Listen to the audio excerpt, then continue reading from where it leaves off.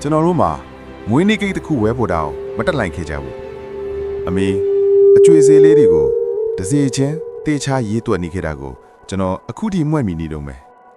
ကျွန်တော်သဘောကျတဲ့ကိတ်မုံလေးကိုဝယ်လို့ရမလားလို့အမေကိုမေးခဲ့မိတယ်ဒါပေမဲ့ကျွန်တော်တို့မှာပတ်စံအလုံးကောက်မရှိခဲ့ဘူးဒါကြောင့်အမေကအဲ့ဒီကိတ်မုံကိုပြန်ပေးခဲ့ရတယ်အဲ့ဒီအချိန်မှာပဲလူတယောက်ကရှေ့ကိုတိုးထွက်လာခဲ့တယ်စိန်ထက်တဲ့လူစိန်တယောက်ကတိုးရီပြောလိုက်တာကဒီအတွက်ကျွန်တော်ဖေးပါမယ်တဲ့ဘာကြောင့်လဲဆိုတာကျွန်တော်နားမလည်ခဲ့ပေမဲ့